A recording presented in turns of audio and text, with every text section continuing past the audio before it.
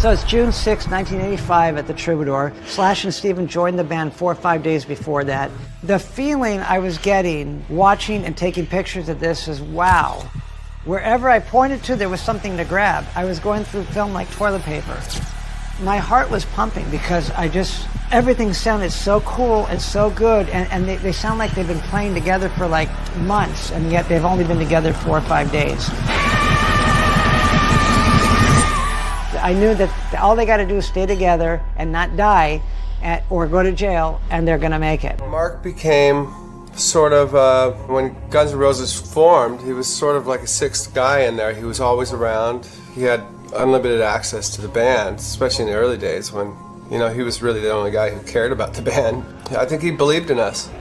He knew the psychology of everybody in the band. He knew what things caused Axl to freak out, what things made Slash nervous. Marc Canter knew this band is going to be the biggest band in the world if you can just keep it together long enough. First time I ever heard Slash play was right here in this garage in 1981. I was sitting right here, just kicking it, and Slash was right here, and he was playing his BC Rich Mockingbird with the Sun amp. It was such a rich, thick sound coming out of it, and the notes that he was choosing to put in the guitar solos were just ripping a hole through my spine. To me, it was like seeing Eric Clapton or Jimi Hendrix or some old blues guitar player. It didn't fit the 15-year-old kid. We were best friends since we were like 11 years old, 1976, and we rode bikes together and did all kinds of things, but when I saw what his true talent was for this guitar, I made it my job to make sure that he gets to the next level.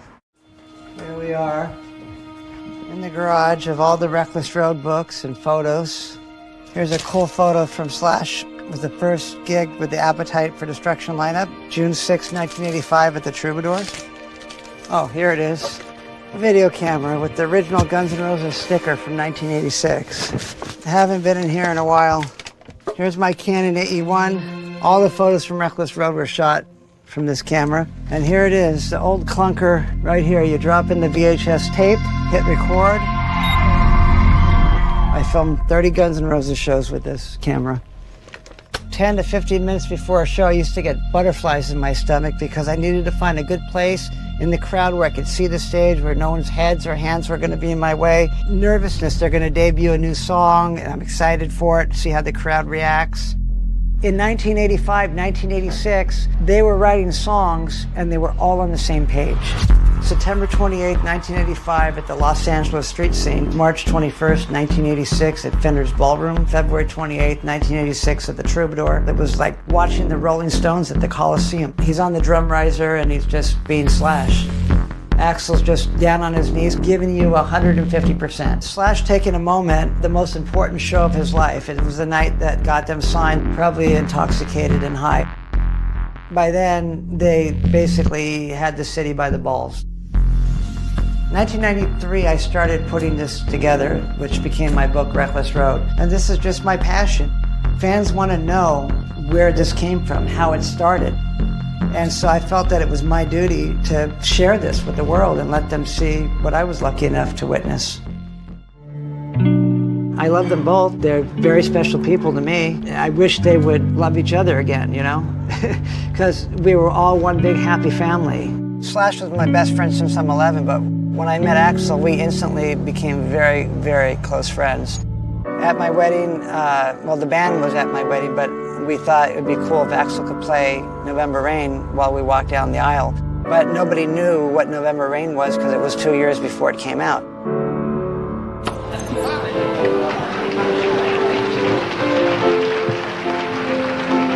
And then, of course, it comes out and there's a video that's about a wedding. So it's kind of weird that I had that pegged first. It's just a shame to watch two of my best friends that made beautiful music together not communicate at all for the wrong reasons. This is where it all started, right here. And this was the first place they jammed together. You knew that there was something special here. It was a start of something great to be. What made it so good was the fact that This is just a little tiny crappy rehearsal space. Slash was 19, Axl was a couple years older. They were just finding themselves. This was the place that my friends came together for the first time and realized the chemistry. What it would take to get these guys back together is simple. Come back where it all started. Right here. This is the room they started in. No bullshit. Just put them in here without any management, any handlers, any roadies. I believe that the chemistry inside them, the gravitational pull, is so strong that if they would just walk in this room, music would pour out of their souls. They know they needed each other back then. They know they need each other now. You put those guys together in that little $15 an hour rehearsal space where it all started, that's all you need.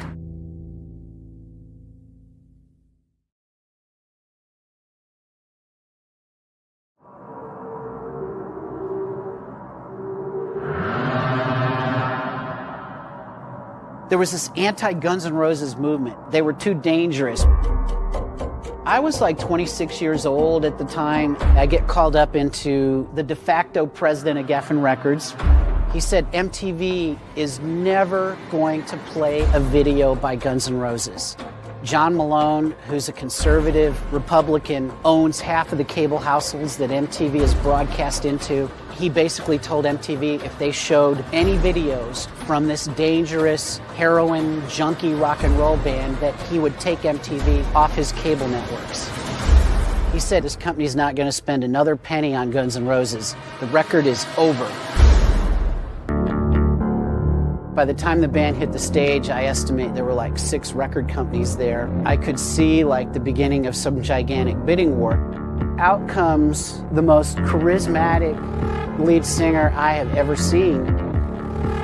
And I knew that there was an animal magnetism with him that was just undeniable. It was like watching electricity spark. When I heard Slash play the solo, I was like, he's only 19. This is the Jimmy Page that you were destined to find. I knew from the first minute I saw him that he was going to be one of the greatest guitar players in the history of music. I was like, oh, holy shit, this is the real deal.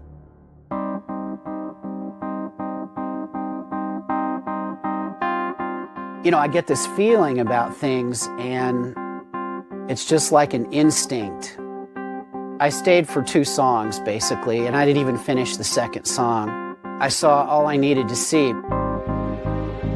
I went back to the office the next day, and I told David Geffen, I said, I just saw the biggest rock band in the world. They will be bigger than Led Zeppelin and the Rolling Stones combined. They will fill up stadiums.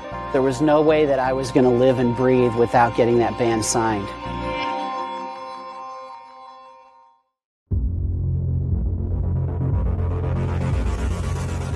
When I played the finished, mastered, completed record, I thought 10 million copies. One of the few records in my career that I felt like the record captured exactly what we heard in our heads and wanted it to be. Well, 200,000 isn't even close. It's not gold, it's not platinum, it's basically not even halfway there. Radio was afraid to play him. MTV was afraid to play him. I get called up into the de facto president of Geffen Records. He says, I need you to sit down. We're going to cut our losses now. Appetite for Destruction is over. This record is dead. It's done. You got to move on. I looked at him and I said, don't take it personally, but I have to go over your head. I cannot let this rest. Walked into David Geffen's office. He got off the phone. He said, what's going on? Why are you in my office without an appointment? And I said, the guy who you have running your company day to day is going to destroy Guns N' Roses' career, and he's going to prevent this from being the biggest rock and roll band in the world. And so he looked at me and he said, what's the one thing I can do to make this right? I said to him, we made a great video for Welcome to the Jungle. If you can get this band on MTV, it will change history.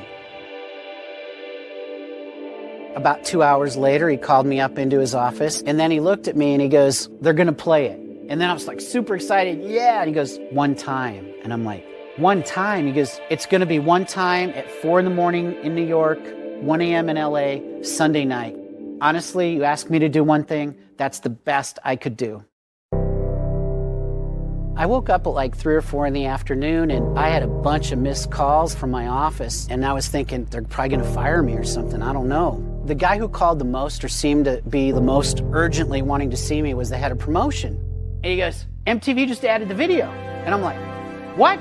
Their switchboard blew up, it caught on fire. I was like, well, what do you mean? I mean, how can it blow up? 10,000 simultaneous calls came in. When a phone call comes in, it sends an electric spark, like the wires melted and it caught on fire. The fire department came. I go into Ed Rosenblatt's office. He's like, MTV has never had anything like this happen before. They think Guns N' Roses can build their channel. They're gonna play the shit out of them.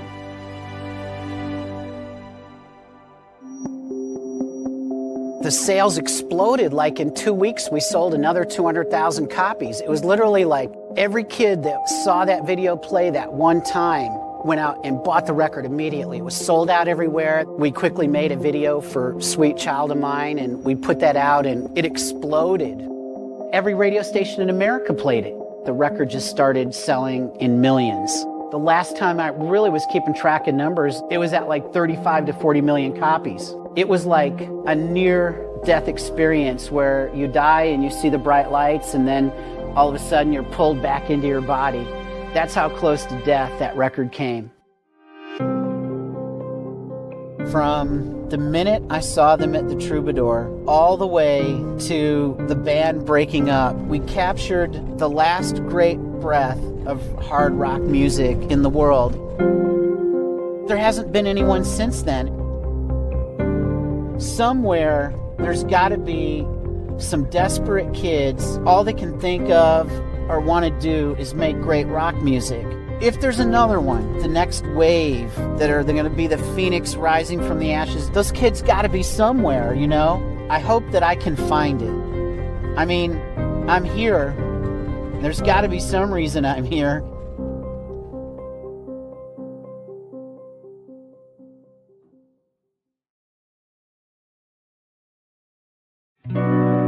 We were definitely the breadwinners. We were the money makers.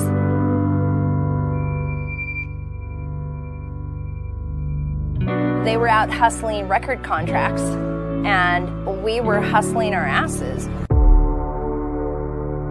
It seemed like the most happening thing to do. It was the most dangerous thing in Hollywood at the time. Everybody was completely bent on whooping ass on the strip, kicking every other band's ass that was wearing frosted lipstick and spandex.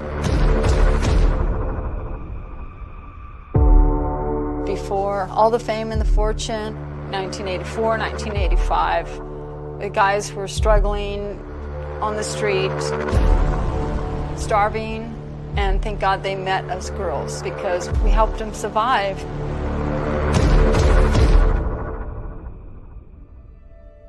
At that time, Izzy was telemarketing. Axl had just gotten fired from a video store.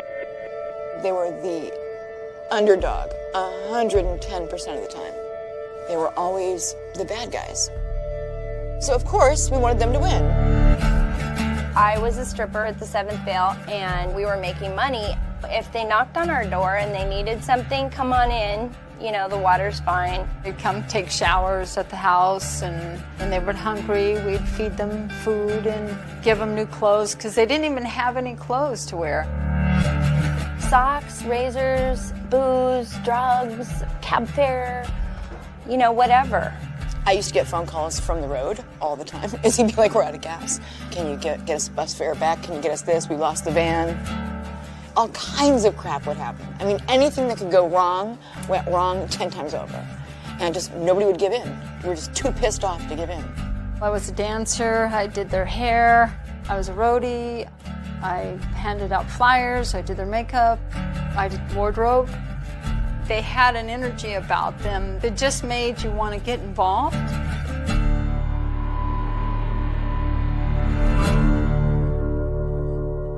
I'm sort of one of those girls that likes to stir the pot, and sometimes it ends up bad.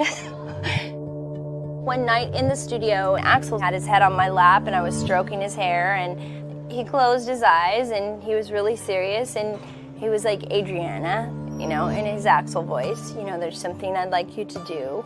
It's very serious. He wanted to have live sex sounds on a song he was mixing. We were young and wild and free, and there was the notion that it was for an artistic purpose. Of course I would do that. Eventually I found out it was Rocket Queen. I had no idea that I was going to be rock and roll history, that it was going to be a legendary act. The Rocket Queen is the one where Adriana is like, It was a fun song to dance to. When Axel would do it, he'd be like, and of course the audience was going crazy over it. Somehow I became the Rocket Queen, and I have never said, I'm the Rocket Queen. It's just not me. The real Rocket Queen is Barbie. It's been published before that Rocket Queen was co-written by me. The original song was written for my band to do. And it is the only song I ever helped him with that I wanted my name on. It's the only one I was actually trying to write. Axel would be sitting on my couch saying, what do you think of this? And I'd say, that sucks, let's do this. It was a couple of friends, both of us just sitting there writing. Any song assistance I gave him was because I loved him. And I wanted him to succeed. He's like, what if I make it? I said, there's no friggin' if. There is no if. It's 110% from here on out. That's it. This is what you're doing. He already felt that way, but I think he needed to hear it. Long before they made it, they were in the rehearsal studio. They were playing, and Axel's singing this song. And when his face turned red, I just went, wow, this guy's really trying, man. He's really, really, really trying. And I go into this vision, kind of like a daydream. I see this crowd of people, thousands of people. And then when I came out of it, I'm like, Axel, I just had this incredible vision. Oh my God, I seen you as a rock star. And he's like, really? Really? Do you really think it's gonna come true? And I'm like, yeah, I do. I believe in you. I think it's gonna come true.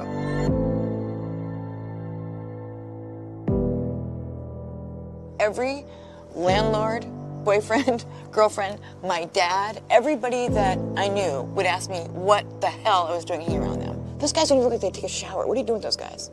And, I love telling people, you guys are gonna be studying this one day. Your daughter will be buying this record, and your daughter's daughter will be buying this record. We didn't have to answer to anyone. It was a collective. It was a way of life. There never has been, nor will there ever be, another Guns N' Roses. And if you were associated with that band, you're tattooed for life.